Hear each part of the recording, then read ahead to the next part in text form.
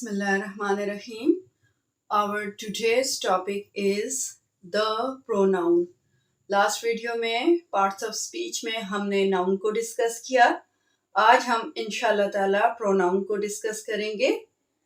Pronoun is a word used instead of a noun. Pronoun ऐसा लफ्ज है जो कि नाउन की जगह इस्तेमाल होता है, इंस्टेड की जगह. It is of the same number, person and gender as the noun for which it stands. इसका नंबर भी सेम होता है, पर्सन के हवाले से भी सेम होता है और जेंडर के हवाले से भी प्रोनाउन वही लगता है जिस जेंडर का नेम लिखा हुआ हो. फॉर एग्जाम्पल, एक पर्सन के हवाले से है, जितने भी होंगे उनका नंबर जो होगा उसके अकॉर्डिंग बात की जाएगी. फॉर एग्जाम्पल, वन पर्सन की बात हो रही है, नेम आप यूज किसी का भी कर लें, हिना कह लें, सारा कह लें. अगर एक नेम है तो आप उसके अकॉर्डिंग ही उसका प्रोनाउन यूज करेंगे.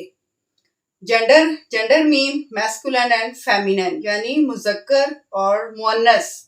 आपका जेंडर जो भी होगा, अगर लड़की है तो आप उसके नाम की जगह शी यूज करेंगे और अगर लड़का है तो आप उसके नाम की जगह ही यूज करेंगे. It saves the repetition of a noun. ये बार बार नाउन को रिपीट होने से बचाता है, यानी बार बार हम नाउन नहीं फिर यूज करते. एक बार अगर हम नाउन में कोई भी नेमिंग वर्ड हमने इस्तेमाल कर लिया तो दोबारा बात करने के लिए हमने दोबारा उसको रिपीट नहीं करना होता. उस नाम को रिपीटिशन हम नहीं लाते, उसकी जगह हम प्रोनाउन का इस्तेमाल करते हैं. When it has once been mentioned, जब एक बार उसका जिक्र हो गया हो, मीन्स जब एक बार नाउन का जिक्र हो गया हो तो दोबारा फिर हम उसका नेम नहीं यूज करते, जस्ट हम नाउन की जगह प्रोनाउन यूज कर लेते हैं. There are altogether 7 kinds of pronouns. तकरीबन 7 किस्म के प्रोनाउंस होते हैं. तो सबसे पहले मैं आपके साथ डिस्कस करूंगी अभी कि जो मोस्ट इम्पॉर्टेंट 2 काइंड्स हैं उनको हम पहले डिस्कस करेंगे. Now look at the 7 kinds of pronoun. The first one is personal pronoun, second one is relative pronoun, the third one is reflexive pronoun, fourth one is demonstrative pronoun, fifth one is indefinite pronoun, sixth one is distributive pronoun and the seventh one is interrogative pronoun. तो अभी हम personal pronouns को discuss करेंगे. Personal pronouns mean आप देख सकते हैं person से निकला पर्सनल. पर्सनल प्रोनाउन और personal pronoun is so called because it stands for. ये किसके लिए स्टैंड फॉर होता है, क्या चीज जाहिर करता है? Number 1, the person speaking. Urdu में इसको कहते हैं मुतकल्लम, यानी बात करने वाला. इसमें कौन शामिल होते हैं? आई, वी, माई, अस. ये आपके पोजेसिव केस में आ जाते हैं. ये आपकी नॉमिनेटिव केस होती है, आई और वी. इसे हम मजीद चार्ट के जरिए मैं आपको क्लियर करवा दूंगी. ये जस्ट अभी आपको समझाने के लिए है कि पर्सनल प्रोनाउंस में होता क्या है. The second one is the person spoken to, mean मुखातिब, जिससे बात की जाए. You, your. You हो गया नॉमिनेटिव केस एंड your हो गया पोजेसिव केस में आ जाता है आपका. The person spoken of, यानी गायब, जिसके बारे में बात की जाए. He, her, its, them. अब he, she या एनी सिंगल नेम हो गया या एनी प्लूरल नेम हो गया, वो आपका आ जाएगा नॉमिनेटिव केस में, जबकि हर, इट्स, देम आपके एज यूजुअल जैसा कि इनमें मैंने आपको समझाया यहाँ पे भी आपकी पोजेसिव केस में आ जाएंगे. पोजेसिव केस से मुराद यह होता है कि जिसमें किसी चीज के साथ अपना ताल्लुक जाहिर किया जाए. फॉर एग्जाम्पल कि अगर आप फर्स्ट पर्सन स्पीकिंग कौन होता है? बात करने वाला, यानी मैं खुद. अब मैं बात कर रही हूं तो मैं हो गई आई. सेकंड पर्सन हो गया यू, बात सुनने वाला, मेरी बात जो सुनेगा, मेरे सामने जो होगा, जिससे मैं बात कर रही हूँ, जिससे मैं मुखातिब कर रही हूँ, वो यू होता है। And the person spoken of, गायब जिसके बारे में मैं बात करूंगी आपसे, फर्स्ट पर्सन बात करने वाला, सेकंड पर्सन बात सुनने वाला, और थर्ड पर्सन वो होगा जिसके बारे में बात की जाएगी। ही, शी हो गया, दे हो गया, वो सिंगुलर भी हो सकते हैं, वो प्लूरल भी हो सकते हैं। अभी हम फर्स्ट पर्सन का टेबल डिस्कस करेंगे। जैसे कि फर्स्ट पर्सन के प्रोनाउंस के बारे में मैंने आपसे जिक्र किया है, तो यहाँ मैंने आपके लिए टेबल भी उसका बना दिया है ताकि आपको आसानी से समझ आए। Now we have table of first person pronounce.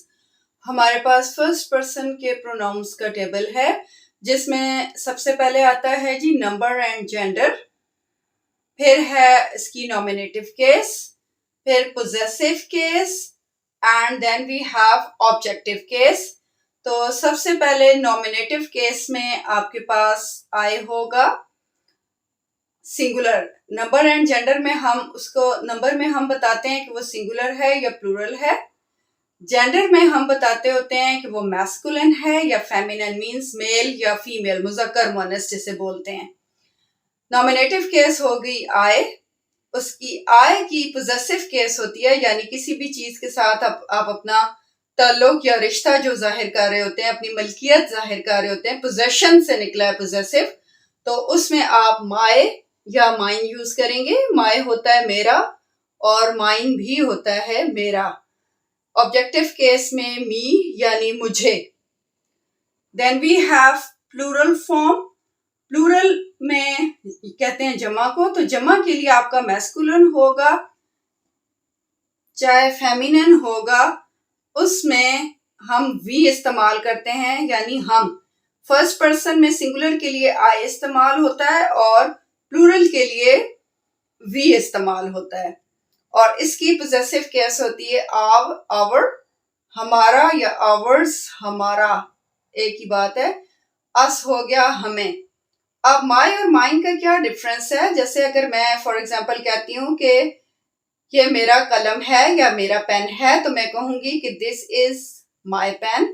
और यही बात अगर मैं करूंगी कि ये मेरा कलम है और उसकी मैं ट्रांसलेशन करती हूँ कि दिस पेन इज माइन, अगर मैं पेन का वर्ड पहले लगा देती हूँ तो फिर मैं जब उसके साथ अपनी पोजेशन जाहिर करूंगी, अपनी मलकियत जाहिर करूंगी, तो पोजेसिव वर्ड जो होगा वो आखिर में लगेगा, तो उसको हम माइन बोलेंगे। सेम केस ये इधर आवर और आवर्स के साथ भी है। Now we have table of second person pronouns. इसमें भी सबसे पहले उसी तरह number and gender, nominative case, possessive case and objective case.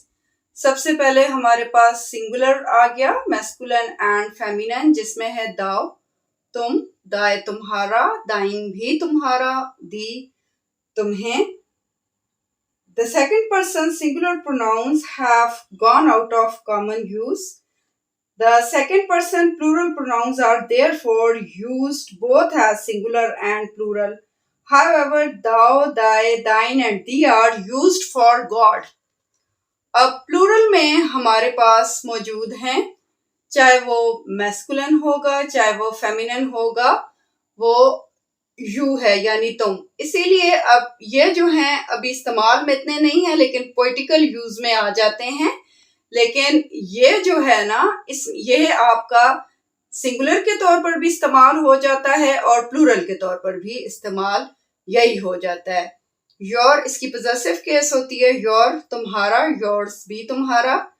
Same is the case, जैसे मैंने आपको बताया था कि फर्स्ट पर्सन के प्रोनाउंस की पोजेसिव केस को जैसे इस्तेमाल करना होता है, उसी तरह सेकंड पर्सन के भी पोजेसिव केस को इस्तेमाल किया जाता है सेंटेंसेस में, जैसे मैंने पहले एग्जांपल भी दी आपको।